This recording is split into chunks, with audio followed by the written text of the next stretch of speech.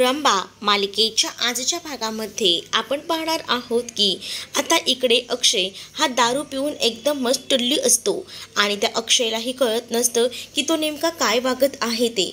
अक्षय मात्र दारू इतका पियालेला असतो की त्याला कशाचंही भान नसतं की त्याच्या समोर काय घडतंय काय नाही याचं सुद्धा। त्यामुळे आता अक्षय जो आहे तो अगदी पिढ्यासारखंच बोलत असतो। रमाला 2 वेण्या काही घालायला सांगितलेल्या असतात, त्यासोबत आता त्याने अजूनही बऱ्याच गोष्टी सगळ्यांसमोर रमासोबत केलेल्या असतात, म्हणजेच तिला आय लव्ह यू बोलणं त्यापासून सगळ्याच गोष्टी। आणि या सगळ्या गोष्टी जेव्हा आता बोलल्या जातात ना, तेव्हा मात्र आता खूपच अशी भीती जी आहे, खूप असं घाबरायला आता त्या मालविकाला झालेलं असतं। कारण मालविकाने विचार केलेला होता की आता अक्षय आपला होणार आहे, पण इकडे मात्र अक्षयने रमाला आता आय लव्ह यू म्हटल्यामुळे मालविकाला असं वाटत असतं की आता आपली डाळ काही शिजणार नाही, त्यामुळे आता ती खूपच जास्त घाबरलेली असते। तर दुसरीकडे मात्र आता पाहायला मिळतं की जी मालविका आहे ती अक्षयला तरीसुद्धा आधार द्यायचा प्रयत्न करत असते, पण आता मालविकाला सरळ सांगितलं जातं की नाही तुझ्या आधाराची गरज नाही आहे। खरं तर ना मला रमाच आधार देईल आणि रमाचा आधार घेऊन अक्षय कसाबसा आतमध्ये जात असतो। सगळ्यांनाच एकदम भारी वाटत असतं की 7 वर्षामध्ये अक्षय आणि रमामध्ये जो काही आता दुरावा होता तो एका झटक्यात मिटलेला होता। पण या सगळ्याचा व्हिडिओ पार्थने आपल्या मोबाईलमध्ये सुद्धा रेकॉर्ड केलेला असतो, त्यामुळे आता या सगळ्या गोष्टी एकदमच इझिली पडणार असतात आणि त्यामुळेच ना या सगळ्या गोष्टी एकदम परफेक्टपणे करून आणलेल्या असतात पार्थने। तर आता इकडे मात्र पंकजचे आभार कौतुक जो काही कौतुक सोहळा असतो तो मात्र आता मावशी करू लागतात आणि मावशी आता पंकजला पंकज तुम्ही माझ्यासाठी खूप काही केलेलं आहे, आज लग्नानंतर कित्येक वर्षानंतर बायको तू माझं असं नाव घेतलंयस ना, मला खरंच सांगू का इतका आनंद झालाय ना की मी तुला तो शब्दातच सांगू शकत नाही, इतका आनंद मला झालेला आहे असं मावशी बोलत असते। आणि जेव्हा मावशी हे सगळं काही बोलते ना, तेव्हा मात्र बाजूला मालविका तर उभीच असते आणि त्याचसोबत इरावतीसुद्धा। इरावतीच्या जखमेवर मीठ चोळण्यासाठीच आता ह्यांचं हे सगळं काही सुरू असतं। पण दुसरीकडे मात्र मालविकाला या सगळ्याचा राग येत असतो, कारण आता तिच्या हातात ना सगळंच नुसतं चाललेलं आहे हे एकदम करेक्ट पद्धतीने कळलेलं असतं। तर दुसरीकडे मात्र चला ना आपण रूममध्ये जाऊया, मला ना तुम्हाला काहीतरी सांगायचं आहे, मला तुम्हाला आय लव्ह यू बोलायचं आहे असं देखील आता बोललं जातं। मग येताय ना तुम्ही असं बोलूनच त्याला आता रूममध्ये घेऊन मावशी मात्र निघून जाते। इकडे आता मालविका आणि इरावती या दोघीही जणी डोक्याला हात लावून बसतात, कारण आतापर्यंत त्यांनी जे काही ठरवलेलं होतं ते सगळं काही त्यांच्या हातातून निसटून गेलेलं होतं। त्यामुळे आता मालविकाची इरावतीकडे बघून खूपच जास्त चिडचिड होऊ लागते आणि त्यामुळेच ना आता मालविका इरावतीला म्हणत असते की तुम्ही मला उगाच आशेवर ठेवलं, पण आता कोणतीच इच्छा अपेक्षा माझी पूर्णही होत नाहीये असं देखील ती रागाच्या भरात बोलत असते। आणि जेव्हा हे सगळं ती बोलते तेव्हा इरावतीकडे काही बोलण्यासाठी ऑप्शनच नसतो। इकडे अक्षय रमाला घेऊन आता बेडरूममध्ये गेलेला असतो, त्याला धड स्वतःच्या पायावर सुद्धा चालता येत नसतं, त्याला मदत करण्यासाठी रमा त्याच्यासोबत असते। रमा आता म्हणत असते की मला कळतंय तुम्हाला धड चालताही येत नाहीये, पण काय आहे ना आपल्याला सुद्धा आता झोपायला हवं, खूप जास्त रात्र झालेली आहे। आणि कसं बसं रमा त्याच्या खांद्यावरून एक हात कमरेतून टाकून त्याला रूमपर्यंत घेऊन येते आणि त्याला बेडवर झोपवते। जेव्हा आता ती त्याला बेडवर झोपवायला जाते तेव्हा आता रमाचा सुद्धा तोल जातो आणि रमा जी आहे ती मात्र आता खाली पडत असते। रमा ही आता बेडवर झोपलेली असते, ती अक्षयला कसं बसं झोपवायचा प्रयत्न करते, कारण अक्षयला जरा जास्तच ड्रिंक झालेली होती, त्यामुळे अक्षय थोडा जास्तच हँग झालेला होता असंच म्हणायला हरकत नाही। अक्षय आता रमाला तिथून जाऊही देत नव्हता, बिचारी रमा तिकडनं निघायचा तिकडनं पळून जायचा प्रयत्न करत असते, पण अक्षय मात्र तिला म्हणतो की 2 महिन्या तुम्हाला सोडून कुठेही जायचं नाही, तू माझं प्रेम आहे असं देखील बोलून आता तो तिला थांबवत असतो। त्यामुळेच आता ना रमाला कळत नसतं की आता काय करावं.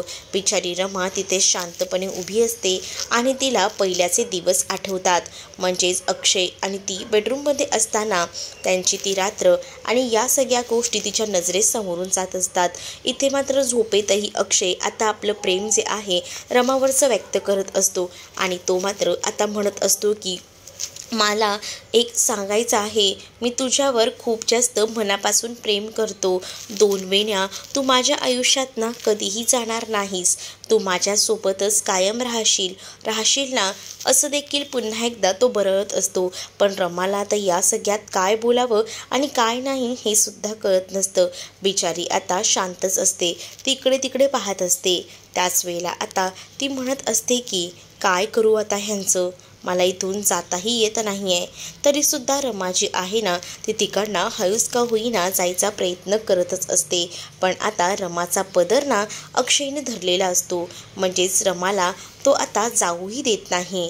रमाचा पदर जेव्हा अक्षय धरतो तेव्हा मात्र आता रमा अक्षयकडे पाहू लागते. कारण अक्षयला रमाचा पदर हातात घेऊन झोपायची अगदी सवय झालेली असते ना, तसंच तो आता करत असतो. आणि जेव्हा या सगळ्या गोष्टी तो करू लागतो ना तेव्हा मात्र आता रमा जी आहे ती खूपच जास्त बिथरलेली असते. तिलाही कळत नसतं की आता काय करावं. ती टेन्शनमध्ये आलेली असते. तरीसुद्धा हळूहळू का होईना ती आता या सगळ्यातून मार्ग काढायचा प्रयत्न करत असते. कारण ती विचार करत असते की खरंच हे माझ्यावर प्रेम करतात का, की हे नशेच्या भरात हे सगळं काही बोलून गेले आहेत. बहुतेक हे आता नशाच करायला लागले आहेत ना, त्या दारूच्या नशेत ते मला बोलून गेले असतील. कारण 7 वर्षामध्ये आमच्या दोघांमध्ये खूप जास्त दुरावा आला होता. पण जे काही ते बोलले ते पण तर खरंच आहे ना. म्हणजेच नशेत माणूस खरं बोलतो ते मी ऐकलं होतं. आणि हे तर आज सगळं काही बोलून बसलेत की त्यांचं माझ्यावर प्रेम आहे, हे सगळं काही. मग आता तिकडनं तिचं पाऊलही निघत नसतं. कारण अक्षयने तिचा पदर जो धरलेला असतो त्यामुळे ती आता अक्षयच्या बाजूलाच निवांत बसलेली असते. आणि त्याच वेळेला आता अक्षयच्या केसांवरना डोक्यावरना ती हात फिरवत असते. कित्येक वर्षानंतर तिला हे सगळं जवळून अनुभवता आलं होतं. कारण आज कित्येक वर्षानंतर आज तिला असं वाटत होतं की आपला नवरा आपल्याला पुन्हा मिळाला आहे. आणि त्यामुळेच ती तसा हक्कसुद्धा अक्षयवर दाखवत अक्षयच्या बाजूला बसून त्याच्या डोक्यावरना हात फिरवतच आता बोलत असते. मनामध्ये खूप जास्त हुरहुर माजलेली असते. पण तिला भारीही वाटत असतं की काही झालं तरी अक्षयने फायनली का होईना आपल्या प्रेमाची कबुली जी आहे ती दिलेली आहे. म्हणूनच ती आता एकदमच अशी भरून आलेली असते. तर दुसरीकडे मात्र अक्षय निवांत झोपलेला असतो. त्याला त्याचंही भान नसतं. पण त्या भानामध्ये रमा तर असते. रमाचा आता पदर अक्षयने ज्या पद्धतीने धरलेला असतो ना, तर तो पदर रमाला सोडवताही येत नसतो. रमाला आता रात्रभर अक्षयच्या बाजूलाच बसावं लागणार असतं. तिच्याकडे दुसरा कोणताही ऑप्शन उरलेला नसतो. त्यामुळे रमाला अक्षयसोबत तिची ती पहिली रात्र घालवलेली असते ते सगळं काही आठवू लागतं. त्यामुळेच ना रमा आता त्या सगळ्या दुनियेमध्ये हरवून जाते. कारण तिला आज कित्येक वर्षानंतर अक्षयच्या बाजूला बसून त्या सगळ्या गोष्टी आठवू लागलेल्या असतात. असंच सुरुवातीला सुद्धा रमा ही अक्षयच्या बाजूला बसलेली होती आणि त्यावेळेला सुद्धा अक्षयने रमाचा पदर अशाच पद्धतीने पकडलेला होता. आणि त्यामुळे आता रमाला त्या सगळ्या गोष्टी जेव्हा आठवतात ना तेव्हा तिच्या अंगावर एक शहारा येतो. आणि त्यावेळेला आता तिच्या हे सुद्धा लक्षात येतं की अक्षयने आपल्याला आता सीडीवर चढून ज्या पद्धतीने प्रेमाची कबुली दिली होती त्या सगळ्या गोष्टीसुद्धा तिला आता डोळ्यांसमोर चांगल्याच आठवू लागतात. आणि त्यामुळेच ना आता ती या सगळ्या गोष्टींचा विचार करते. आणि खरंच हे माझ्यावर प्रेम करतात का, म्हणजे आमच्यातलं प्रेम अजूनही तसंच आहे का, याचाच विचार ती आता करू लागलेली असते. आणि त्यामुळेच ती आता रात्रभर अक्षयच्या बाजूला बसते. तर अक्षयच्या जेव्हा ती आता बाजूला बसते तेव्हा मात्र आता अक्षय जो आहे तो उठतो. कारण सकाळ जी झालेली असते. आणि जेव्हा तो डोळे उघडून पाहतो तर त्याच्या डोळ्यासमोर त्याला आता उभी पार्वती आजी दिसते. तो विचार करतो की हे सगळं काय आहे. म्हणजे त्याला आता सुचत नसतं, कारण सगळीजणं त्याच्या नजरेसमोर असतात. तो विचार करतो, म्हणजे मला जे काही दिसतंय ते बरोबर आहे का? मला हे सगळं काय दिसायला लागले याचाच विचार त्याच्या डोक्यामध्ये येत असतो. आणि म्हणूनच तो म्हणतो की काय झालं, तुम्ही सगळेजण इथे कसे? आणि आता सगळ्यांकडेच बघून ना आता त्याला कळत नसतं की काय करावं. अक्षयला आता पार्वती आजी म्हणते की अक्षय घे ही कॉफी घे आणि आवर पटकन, 12 वाजले आहेत. अक्षयला कळतं की 12 वाजलेत. ही गोष्ट कळल्यानंतर त्याला तर खूप मोठा धक्का बसतो. मग मुद्दामूनच पंकज आणि मावशी त्याला विचारतात, काय मग झोप झाली का? तो म्हणतो की हो, 7 वर्ष जितका झोपलो नव्हतो ना, ती झोप आज पूर्ण झाली असं वाटतंय. आता रात्री तर खूप मोठा हंगामाच केला होता की जावई बापू तुम्ही रात्री काय झालंय असं देखील आता विचारलं जात असतं. रात्री का? रात्रीचं तुम्हाला आठवत नाही आहे का? बरंच झालं आठवत नाही. अहो थांबा, उठताना तरी बघा. जावई बापू, आमच्या रमाची साडी येते.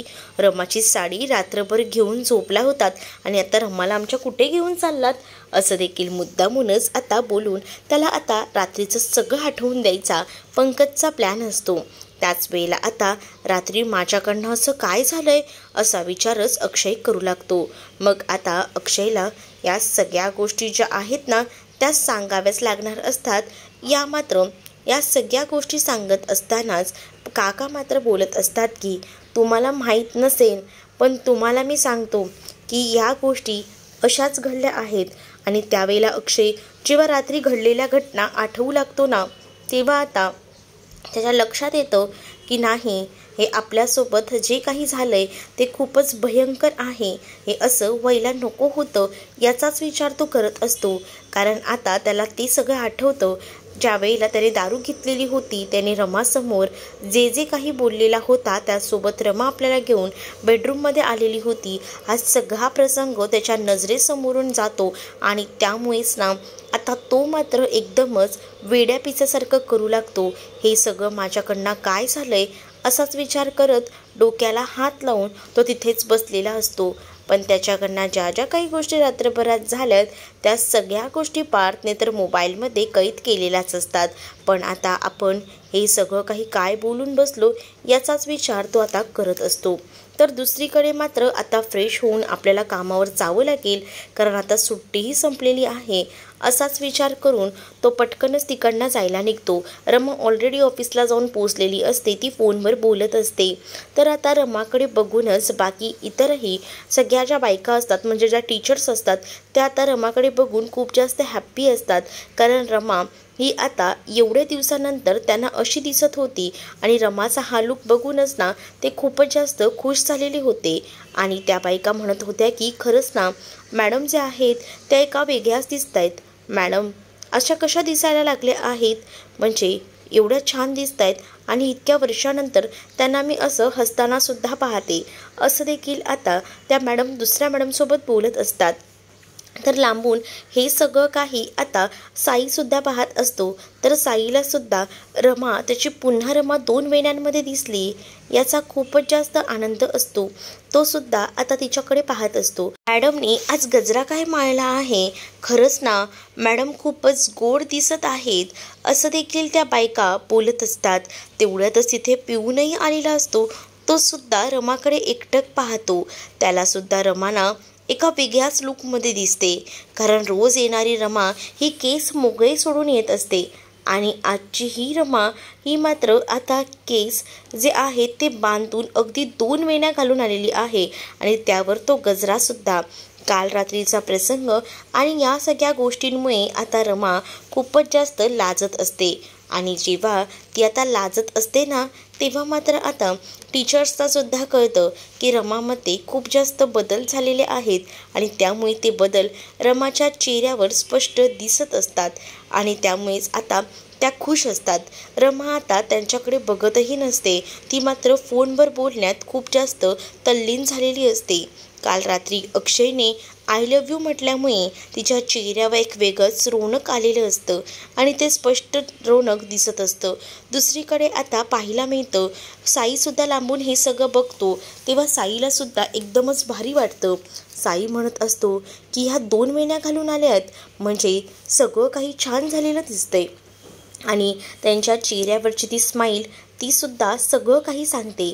असाच विचार आता इथे असताना साई हा करत असतो. साई म्हणत असतो की खरंच ह्याच खूप गोड दिसत आहेत, यांच्याशी बोलायलाच हवं, उगाच ना माझ्या मनाचे सुद्धा खेळ करायला नकोत. असं बोलूनच तो आता रमाशी बोलायला म्हणून चाललेला असतो आणि रमाशी बोलायला जाणार तितक्यातच रमा जी आहे ती फोन ठेवते आणि आता ती आतमध्ये जायला निघत असते. कारण आता रमालासुद्धा कामं करायची असतात. पण रमा जेव्हा आतमध्ये जाते ना तेव्हासुद्धा रमाच्या डोळ्यासमोरून ते चित्र काही जात नसतं. म्हणजेच काल अक्षय वर चढला होता सीडीवर आणि त्याने आपल्याला आय लव्ह यू म्हटलेला आहे, या गोष्टी तिच्या नजरेतून काही जात नसतात. ती त्याच गोष्टींचा विचार करत असते. समोरून टीचर येतात आणि त्या टीचरसुद्धा आता रमाची मस्करी करू लागतात. काय मॅडम, रमा मॅडम, आज तुम्ही जरा वेगळ्याच दिसताय, कसं काय हे सगळं? आणि आज तुम्ही गजराही माळलाय आणि हो, हा मोगऱ्याचा गजरा खूपच सुंदर आहे बरं. हां, तो गजरा ना मीच बनवला आहे. तुम्ही बनवला आहे हा गजरा? हो हो, ते काय आहे ना, आमच्याकडे झाड लावलं आहे ना, तर त्याचीच फुलं मोडलेत आणि त्याच फुलांचा मी गजरा केला आहे. तुमच्या अंगणात झाड? मी तर अण्णांच्या अंगणात कधीही मोगऱ्याचं झाड पाहिलं नव्हतं. मग आता काय उत्तर द्यावं हे आता तिला कळत नसतं. म्हणूनच ती म्हणते की तुम्ही बहुतेक विसरताय, लावलं आहे झाड आणि त्याचाच हा गजरा आहे. चला, आपल्याला कामही करायला हवीत ना, असं आता रमा मुद्दामून बोलते. आता हा विषय बदली करायचा असतो नाहीतर स्वतःची पोलकोल होईल सगळ्यांसमोर, हे सुद्धा तिला माहिती असतं. म्हणूनच ती म्हणते की चला आपणही आपल्या कामाला लागूया आणि असं बोलून ती तिकडनं जायला निघते. आणि जेव्हा ती आता तिकडनं जाते ना तेव्हा आता म्हणत असते की हे काय चाललंय, खरंच ना मलाही कळत नाही आहे. माझ्या मनात इतका काहूल माजला आहे ना, मला कळतच नाही आहे काल ज्या काही गोष्टी माझ्यासोबत झाल्या त्या खरंच परफेक्ट होत्या का हे नशेच्या ह्याच्यामध्ये माझ्यावरचं प्रेम कबूल करून बसले, खरंच ना मला कळत नाही आहे. म्हणूनच आता रमा जी आहे ती लगेचच देवी आईकडे जाते. त्या संस्थेमध्ये छोटंसं देवी आईचं मंदिर असतं आणि त्या देवी आईसमोर जाऊन ती आता म्हणत असते की माझ्या मनाची जी काही चलबिचल होते त्या प्रश्नांची उत्तरं देवी आई तूच मला देऊ शकतेस. सांग ना गं देवी आई, काय करू मी? प्लीज प्लीज देवी आई, तूच मला सांग. असं बोलूनच आता तिला या सगळ्या गोष्टी विचारल्या जातात आणि त्याच वेळेला आता ती देवी आईसमोर हात जोडून म्हणत असते की सांग ना देवी आई, काय करू मी? आणि असं बोलून ती म्हणत असते की आमचं जुळेल तर ना, म्हणजे जे काही चाललेलं आहे ते बरोबर घडेल का, हे सगळं काही तिला देवी आईला विचारायचं असतं. तू आत्ताच्या आता मला संकेत दे. तेव्हा शाळेची घंटी वाजलेली असते आणि तिचं लक्ष जातं. तर आता जेव्हा तिचं लक्ष जातं तेव्हा घंटीच्या आवाजामुळे तिला देवी आईचा संकेत कळतो. म्हणजेच अक्षय आणि तिचं पुन्हा एकदा नातं पूर्ववत होणार आहे याबद्दलचा संकेत आता देवाने दिलेला असतो आणि तो संकेत आठवूनच ती आता या सगळ्याचा विचार करत असते. दुसरीकडे मात्र आता प्रसादही तिला आणून दिला जातो आणि हा घ्या, हा प्रसाद घ्या म्हणजे तुम्हाला बरं वाटेल असं देखील आता सांगण्यात येतं. मग तो पिऊन तिला प्रसाद देतो. प्रसाद खाल्ल्यानंतर इथे मात्र रमा विचार करत असते की खरोखरच सगळ्या काही गोष्टी होतील ना ठीक, आणि म्हणून ती त्या सगळ्या गोष्टींचा आता विचार करत असते. तर तो पिऊन गेल्यानंतर देवी आईने दिलेला संकेत या सगळ्या गोष्टीचा इकडे मात्र रमाच्या डोक्यामध्ये विचार सुरू असतो.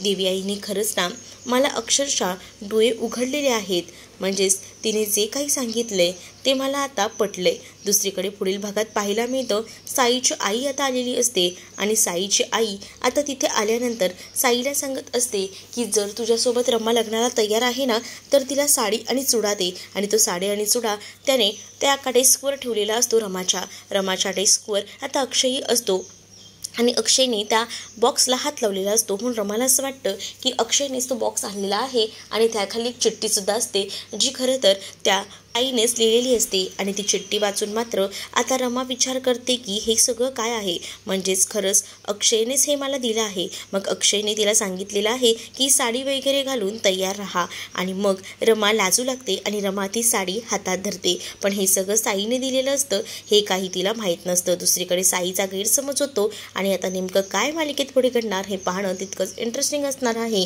तुम्ही जर आपल्या चॅनलवर नवीन असाल तर चॅनलला सबस्क्राईब नक्कीच करा. चला तर मग भेटूया पुढच्या भागात. तोपर्यंत टाटा बाय.